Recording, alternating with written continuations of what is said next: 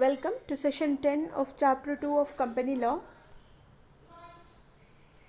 We are going to discuss about prospectus. Here, every public company must file a prospectus or a statement in lieu of prospectus with the register of companies before allotting its shares. Needless to explain that the companies collect capital from general public by way of shares or fixed deposits or by way of debentures. So an offer is made. How the general public come to know that the company is going to issue the shares to them? It's by way of an offering through a letter. Okay, so uh, offering in a formal form, in black and white form, that is prospectus. Means through prospectus it is inviting the general public to invest on it by way of shares. So this offers is invited from the public by issuing a document is known as prospectus. It's finally defined in Companies Act of 2013 as what the prospectus is. Under section 2 subsection 70 of Companies Act of 2013, prospectus means any document described or issued as a prospectus and includes a red herring prospectus. Here, any document, of course it must be a document, and it is issued or described as a prospectus, and it includes red herring prospectus and referred to in section 32 or shelf prospectus. So the meaning of both the items let's see later. Referred to in section 31, or any notice, circular, advertisement or other document, any either it may be in the form of notice or circular or advertisement or other document which offers from the public the subscription or purchase of any securities of a body corporate. So it is clear for us now that any document helps in inviting capital from general public by way of shares is called prospectus. Here, prospectus is defined sufficiently here by giving all the features of it. According to this definition, some of the ingredients can be extracted so as related to prospectus. First one, there must be an invitation to the public. See, it is clearly made in this definition that it is an invitation to general public. And second one we can make out is the invitation must be made by the company or on behalf of the company. Okay, so directly the company may make invitation, or on behalf of company some other parties may make invitation. And next one, the invitation must be subscribed or to purchase the shares or debentures of the company or to deposit money in the company.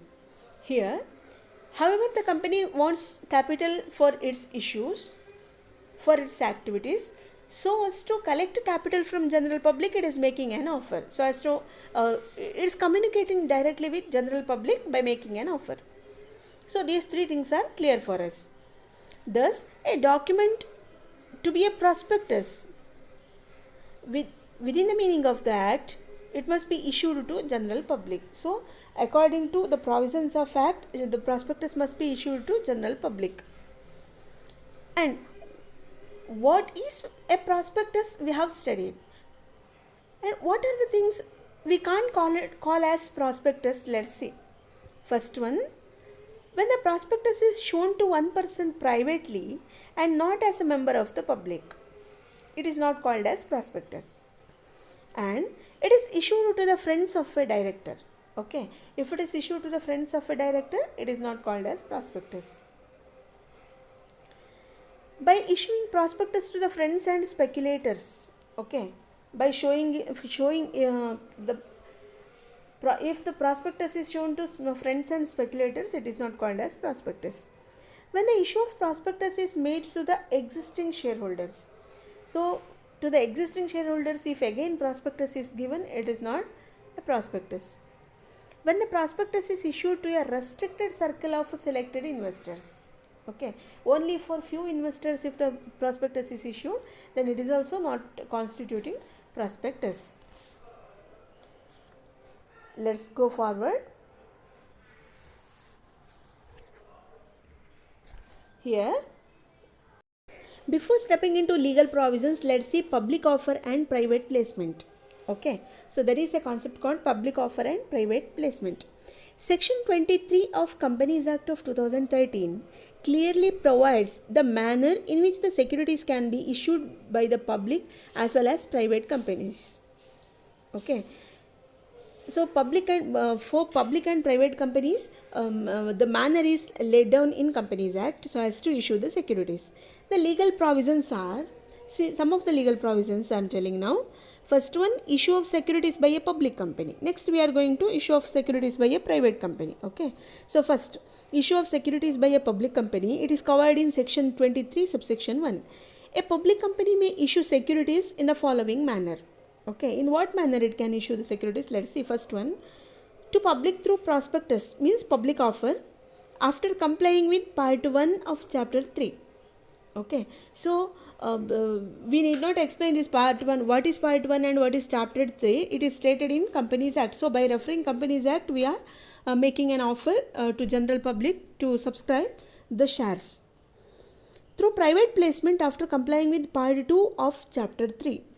Okay, means part 2 of chapter 3 must also be complied with by the company. By way of right issue or bonus issue in accordance with the provisions of the Act. To the existing shareholders, if the shares are offered, it is right issue.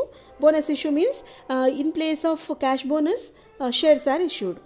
And in the case of a listed company, according to SEBI regulations. So these are the three regulations, three mannerisms for public companies. And for what is the manner for issue of securities in a private company, it's covered in section 23 subsection 2 of Companies Act. So a private company may issue securities only in the following manner. Two manners are prescribed. First one, through private placement after complying with part 2 of chapter 3. Okay, part 2 of chapter 3 should be complied with. By way of right issue or bonus issue in accordance with the provisions of the Act according to Companies Act. These are the guidelines. Then how it goes, the public offer of securities in a dematerialized form. Let's see. As per section 29 of Companies Act of 2013, legal provisions are as follows. First one, every company making public offer of securities shall issue the securities only in demat form by complying with the provisions of Depositories Act 1996 and the regulations made under section 29 subsection 1 subsection A. And the next one, other class or classes of companies as may be prescribed by the rule made under the Act shall also issue securities only in demat form. Section 29 subsection 1 subsection B. Any company other than the company stated in point 1 and point 2 may proceed under section 29 subsection 2. So this is about some law clarifications. We are now moving forward to the legal provisions. Legal provisions, also called legal rules of the Companies Act regarding the issue of prospectus. First one, prospectus must be dated. Section 26 subsection 1 subsection 3. Here, it shows an evidence of the date of its publication. The document must cover the date while making an offer. So by this, it's possible for general public to understand on what particular date the prospectus is issued to public. Section 26 of Companies Act of 2013, which states that the date of the prospectus shall be taken as the date of publication of the prospectus. Okay, and publication date and prospectus date must be one and same. And second one, a copy of the prospectus must be filed with the registrar on or before its publication. Here, second point is a copy of the prospectus must be filed according to section 26 subsection 4. The copy sent for registration must be signed by every person who is named in the prospectus as director or directors. A copy of preliminary contracts should also be attached to the prospectus. The initial contracts entered into by the company at the time of incorporation must also be attached to the prospectus. At the time of incorporation, the directors must be named and should be signed in front of registrar of companies. The prospectus filed must be accompanied by written consent of all persons named in prospectus. Okay, so the prospectus should be filed with the written consent of all persons who are, means the directors who are named in the prospectus. If the prospectus is issued in more than one language, the copy of prospectus in all the language must be given to the registrar. Okay. And third one, I hope you understood the third one. The following documents must be attached to the copy of prospectus filed with the registrar. First one, the consent of the expert in writing if the expert's report is in the prospectus. Second one, a copy of every contract relating to the appointment of directors, their remuneration and their term of service, etc., and terms and conditions relating to the service, etc. The consent in writing of a person if any named in the prospectus as the auditor, legal advisor, banker, etc. A copy of underwriting agreement, if there is any, should be mentioned. And fourth one, the prospectus must contain a statement that a copy has been delivered for registration to the company registrar and also specify the documents attached to the copy so delivered, section 26 subsection 6. Means they have to confirm. The prospectus must contain, in the sense general public must come to know that the company has submitted the prospectus copy with the registrar and also delivered the other attachments. Next, fifth one, prospectus must be issued within 90 days of its registration, either by newspaper advertisement or otherwise, section 26 subsection 8. Okay, so either by within 90 days from the registration, within 90 days from the registration of prospectus, it must be issued, okay, by giving an advertisement in the newspaper or in any other means. Next one, the consent of the expert should be obtained. It is stated in section 26 subsection 5 of Companies Act of 2013. If the prospectus includes a statement made by the expert, the consent in writing of what the expert should be obtained, and this fact must be stated in the prospectus. If an expert conducts research on any activities related to the prospectus, and it must be, if it necessitates, if his activity necessitates to be mentioned in the prospectus, and that also must be mentioned. And next one, seventh one, the signing of prospectus. Every prospectus issued by the company must be signed by every person who is named as director or as proposed director or by his duly authorized attorney, section 26 subsection 1 subsection 4. So the directors or attorney, authorized attorney should be signed in that. Next one, the terms of contracts not to be varied. After registration of the prospectus, the term of any contract stated in the prospectus cannot be varied except the approval of members in the general meeting. If the it will be discussed in the annual general body meeting, and with the prior consent of the members of annual general body meeting, it can be varied, otherwise no. Next one, issue of application form of for shares or debentures. When the company issues an application form for the purchase of its shares or debentures, then the form must be accompanied by an abridged form of prospectus. So we are going to discuss about abridged form of prospectus now. Okay, issue of application for shares or debentures means the general public, if want to purchase the shares or debentures of the company, they must fill the application provided by it, and they can submit their offer for the shares, acceptance for the shares. And straight away we are moving on to abridged prospectus. Let's see what is it. In short, I am telling, company is not required to issue full prospectus, is called abridged prospectus.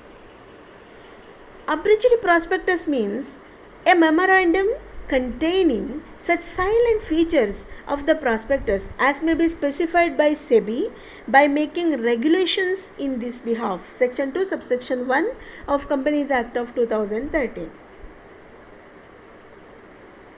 Thus, now the company is not required to issue full prospectus along with the application for shares, etc. In a sense, according to the SEBI guidelines, the full prospectus need not be issued along with the application for shares. The full prospectus is to be issued only on the request of the applicant. Okay, this is what abridged prospectus means. It's a memorandum. It's a memorandum containing the silent features of the prospectus. Okay, according to the directions of SEBI. And we are now coming across red herring prospectus. See, it is important. According to section 32 of Companies Act of 2013, a prospectus which doesn't have complete particulars on the price of securities offered and the quantum of securities offered is known as a red herring prospectus. One cannot come to know how many securities are issued, in what lots, and how much it is priced. Such a prospectus is issued where company offers its securities through the book building mode. So, by way of book building, if it is pricing its securities, then it follows this way. I hope it is clear for you, and we are straight away moving on to the features, or it is also called the legal provisions. Okay. First one, meaning. These are the features of red herring prospectus. Okay, red herring prospectus, and the meaning is clear now. What is the meaning of red herring prospectus? See, the definition is given. A prospectus which does not have complete particulars on the price of securities offered and quantum means quantity of securities offered is known as red herring prospectus. Okay, the meaning itself says that which does not give complete information regarding the quantity and price of securities included therein. And filing. See, red herring prospectus shall be filed with the registrar of companies at least 3 days before the opening of the offer. For other prospects, it is after registration within 90 days it must be issued. And for red herring prospectus, it shall be filed with it must be filed with the registrar of companies for registration at least 3 days before the opening of the offer. Okay, it's a minimum number of days. 3 days is the minimum number of days before making an offer. It must be filed for registration. Section 32 subsection 2 of Companies Act says that. And obligations. See, what are the obligations?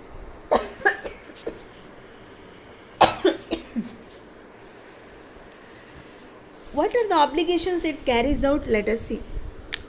It carries the same obligations and liabilities that are applicable to an ordinary prospectus.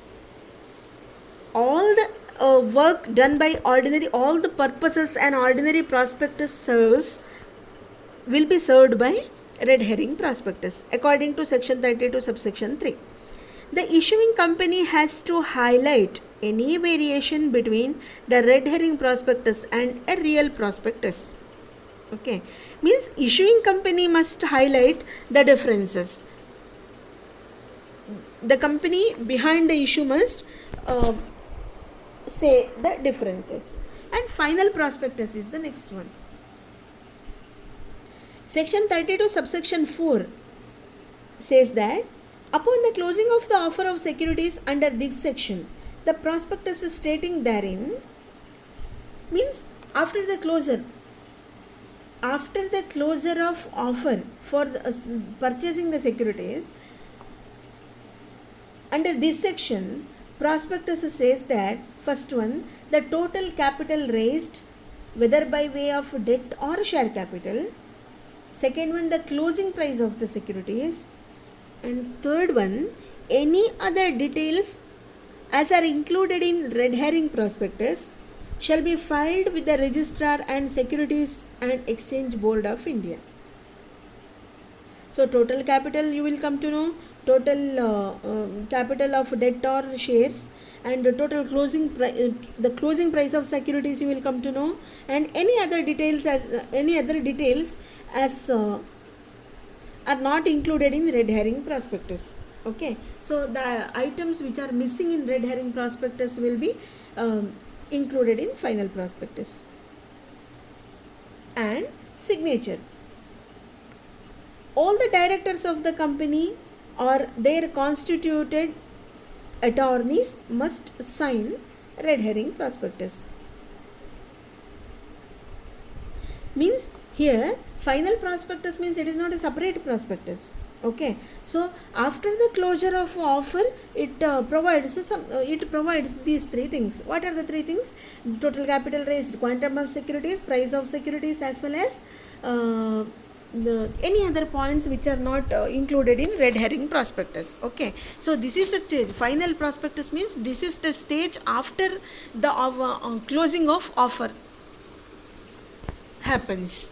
Okay, after the closure of offer. Hope you understood. Thank you.